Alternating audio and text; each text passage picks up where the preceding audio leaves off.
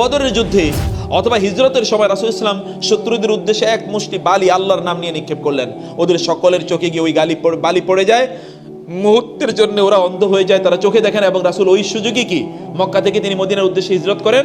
রাসূলুল্লাহ সাল্লাল্লাহু আলাইহি ওয়াসাল্লামের জীবনের অসংখ্য ঘটনা, প্রত্যেকটা যুদ্ধ রাসূলুল্লাহ সাল্লাল্লাহু আলাইহি ওয়াসাল্লাম তিনি যখন বদরের যুদ্ধে তিনি বিজয়ী হন, রাসূলুল্লাহ সাল্লাল্লাহু আলাইহি ওয়াসাল্লাম তিনি চলে গেলেন মদিনায়। তিনি এমনভাবে প্রবেশ করলেন, মনে হচ্ছে যেন একজন সাধারণ মানুষ মদিনায় প্রবেশ করেছেন। আত্মসমর্পণকারী, চূড়ান্ত আত্মসমর্পণ কাকে বলে? অথচ এই বদর যুদ্ধে তার গোটা জাতি নিশ্চিহ্ন হয়ে যাওয়ার কথা ছিল। এইরকম একটা অসাধারণ, অসামান্য, অভাবনীয় একটা বিজয়কে কিভাবে সেলিব্রেট করার কথা, কিন্তু তিনি কিভাবে সেলিব্রেট করলেন? রাসূলুল্লাহ সাল্লাল্লাহু আলাইহি ওয়াসাল্লাম তিনি কিভাবে করলেন?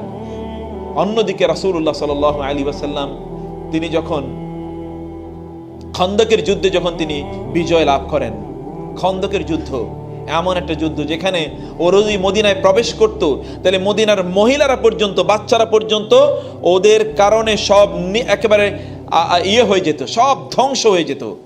কিন্তু যখন তারা সেখান থেকে চলে যান, আল্লাহ রাসূল সাল্লাল্লাহু আলাইহি ওয়াসাল্লাম মহান আল্লাহ সুবহানাহু ওয়া তাআলার প্রশংসায় তার বিনয় তিনি প্রদর্শন করেন। রাসূলুল্লাহ সাল্লাল্লাহু আলাইহি ওয়াসাল্লাম কারো বিরুদ্ধে কোনো ধরনের অভিযোগ অথবা তাদের বিরুদ্ধে কোনো ধরনের অফেন্সিভ ওয়ার ইত্যাদি কোনোটা পর্যন্ত আল্লাহ রাসূল সাল্লাম করেননি। রাসূলুল্লাহ সাল্লাল্লাহু আলাইহি ওয়াসাল্লাম ঠিক এভাবেই তিনি তার বিজয়গুলোকে, প্রত্যেকটা অবস্থা এরকম ছিল। বনু মুস্তালিক খেয়াল করবেন, রাসূলুল্লাহ সাল্লাল্লাহু আলাইহি ওয়াসাল্লাম বনু মুস্তালিকের যুদ্ধ, খায়বরের পরের ঘটনা। বনু মুস্তালিকের বিশাল বড় বাহিনী রাসূলুল্লাহ সাল্লাল্লাহু আলাইহি ওয়াসাল্লামের বিরুদ্ধে ওরা যুদ্ধ করার পায়তারা করেছে। রাসূল সাল্লাল্লাহু আলাইহি ওয়াসাল্লাম এটা জানতে পেলেন, রাসূল সাল্লাল্লাহু তার বাহিনী নিয়ে সেদিকে এগিয়ে গেলেন। সেখান থেকে ফিরে আসলেন। বনু মুস্তালিকের কোনো যুদ্ধ হয়নি, ওরা আগেই পালিয়ে চলে গিয়েছে। কিন্তু রাসূল সাল্লাল্লাহু যখন ওইখান থেকে আসছিলেন, মধ্যখানে একটা বীর, একটা পানির কুয়া পড়েছে। ওই পানির কুয়াতে মুসলমানরা পানি তুলতে গেল। এখানে আবার আনসার এবং মুহাজির যেহেতু ছিল, আনসার এবং মুহাজিরদের পানি তোলা নিয়ে নিজেদের মধ্যে একটু কথাবার্তা কাটাকাটি হয়েছে। কিন্তু ওইখানে মুনাফিকদের সর্দার আব্দুল্লাহ ইবনে উবাই আছে। কে আছে? আব্দুল্লাহ ইবনে উবাই, নাম শুনেন নাই? আব্দুল্লাহ ইবনে উবাই মুনাফিকদের সর্দার আছে।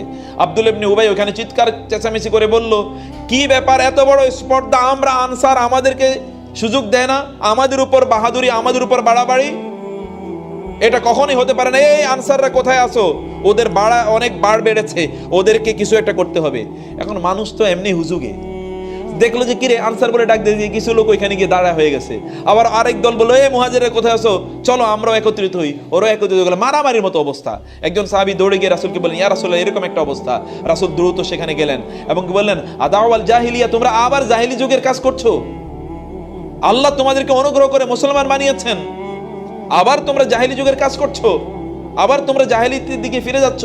ইজ কুনতুম আদান ফাআল্লাফা বাইনা কুলুবিকুম ফাআসবাহতুম বিনি'মাতিহি ইখওয়ানা ওয়া কুনতুম আলা শাফা হুফরাতিন মিনান নার ফাআনকাযাকুম মিনহা। তোমরা তো জাহান্নামের কিনারায় ছিলে, আল্লাহ তোমাদেরকে অনুগ্রহ করে সেখান থেকে বাঁচিয়ে দিয়েছেন। তোমরা পরস্পর শত্রু ছিলে, আল্লাহ তোমাদেরকে ভাইয়ে পরিণত করে দিয়েছেন। তোমরা আবার জাহেলিয়াতের দিকে ফিরে যেতে চাও? রাসূলের কথা শোনার পর ওদের সম্বিত ফিরে আসলো সাহাবায়ে কেরামদের। আসলে তো আমরা ভুল করে ফেলেছি, শয়তান এই কাজ করেছে। কিন্তু এই কাজ কে করলো? এই কাজ খোঁজ করতে করতে দেখা গেল মূল কাজ করেছে কে? আব্দুল্লাহ ইবনে ওই শয়তান। ও মূল শয়তান দুজনের সাথে মারামারি লাগিয়ে দিয়েছে। মূল শয়তান দুজনের মাঝে মারামারি লাগিয়ে দিয়েছে। শুধু কি তাই, আরো বহু ঘটনা আছে। আপনারা জানেন রাসূল সাল্লাল্লাহু আলাইহি ওয়াসাল্লামের স্ত্রী আয়েশা রাদিয়াল্লাহু তাআলা আনহার নেকলেস পর্যন্ত সেখানে হারিয়ে যায়। আর অনেক ঘটনা সেখানে আছে। যাই হোক, যখন মদিনায় যখন চলে আসেন রাসূলুল্লাহ সাল্লাল্লাহু আলাইহি ওয়াসাল্লাম, মদিনায় আসার পর সাহাবায়ে কেরামরা তারা বুঝতে পারলেন এই সকল ঘটনার নায়ক কে? আব্দুল্লাহ ইবনে উবাই।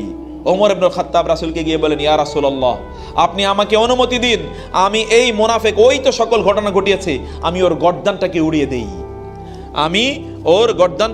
দেই, অতএব আপনি আমাকে অনুমতি দিন।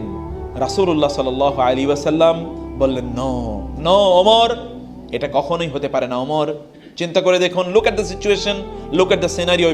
A huge rift was created among the ranks and files of the Muslim soldiers of the Muslim community. What a big problem was created. If the Prophet had not intervened immediately, timely, তাহলে it could have resulted in huge chaos and disturbance. In conflict between two parties, the Prophet ﷺ immediately interfered. The Prophet ﷺ brought the situation under control and solved the problem. Rasulullah sallallahu alaihi wasallam সমাধান করে ফেললেন। ওমর রাদিয়াল্লাহু তাআলা গিয়ে বললেন, ও মুনাফিক, ও বহু জ্বালাইছে, ইয়া রাসূলুল্লাহ, the time is up, it is high time to execute, to take him to justice, to bring him to justice. এইটা মুখ্যম সময় যাচ্ছে, আপনি আমাকে অনুমতি দিন। রাসূল সাল্লাল্লাহু বললেন, নো ওমর, আমি এই অনুমতি আপনাকে দিতে পারি না, যাতে লোকেরা এই কথা বলে যে মুহাম্মদ তো তার অনুসারীদেরকে হত্যা করছে। No no no, whatever crime he might have committed, যত বড় অপরাধী সে করুক না কেন, না ওমর, এটা করাই যাবে না।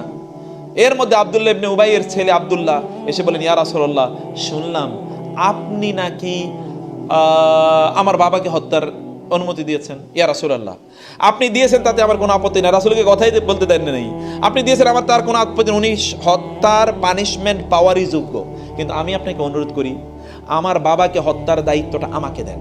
অন্য কাউকে যদি আপনি দায়িত্ব দেন, তাহলে আমার বাবাকে তো হত্যা করবে, হত্যা করার কারণে আমার ওই লোকের দেখলেই একটু রাগ উঠবে, আমার বাবার এসে হত্যা করলো, আমার তো বাপ, আমার তো তার প্রতি একটু রাগ উঠবে, কিন্তু আমার বাপের হত্যা, ও মারাই যাওয়া উচিত, ওরে হত্যা করাই উচিত।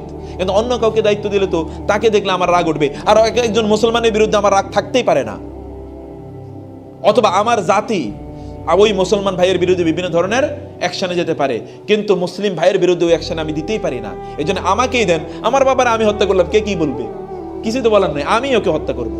রাসূল বললেন, না না, কে বলেছে, আমি তো এই অনুমতি দিইনি, নেভার, এটা করাই যাবে না, তাকে আসতে দাও, নির্বিঘ্নে সে ঢুকুক। কিন্তু তারপরে আব্দুল্লাহর মন মানে না, রাসূলের সাথে বেয়াদবি। তিনি চলে গেলেন মদিনার উপকণ্ঠে, যে রাস্তা দিয়ে মদিনায় ঢুকতে হয় সেখানে গেলেন, তিনি গিয়ে দাঁড়িয়ে থাকলেন ঠায়, কখন তার বাবা আসে।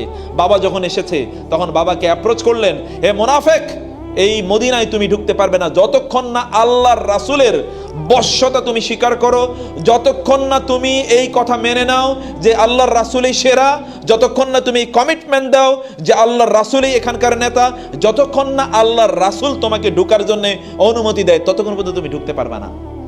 বাপকে গিয়ে ছেলে চ্যালেঞ্জ করে। এবার বাবা সবকিছু মেনে নিয়েছে, নাহলে তো ছেলে তাকে ঢুকতে দেয় না, সব মেনে নিয়েছে। রাসূল অলরেডি অনুমতি দিয়ে দিলেন, না না, ওরে ঢুকতে দাও, ঢুকতে দাও, ঢুকতে দাও। কত বড় শত্রু, আপনি কি করতেন? আমাদের তো যদি কোনো ভিক্টোরি আসে, তাহলে শত্রুর নাস্তা নাবুদ করার জন্য যত মেকানিজম আছে, সব মেকানিজম।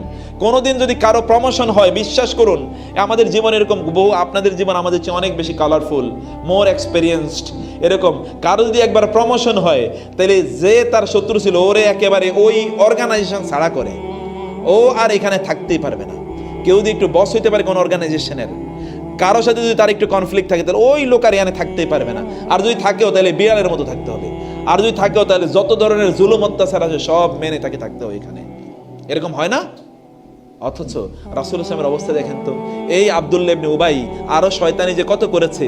যখন তার মৃত্যুর সময়ে, যখন সে মারা গেল, সে তার ছেলে এসে রাসূলকে বলেন, ইয়া রাসূলুল্লাহ, আমার বাবা অনেক অপরাধ করেছে বটে, কিন্তু আমার তো বাবা, আমি চাই সে মুক্তি পাক।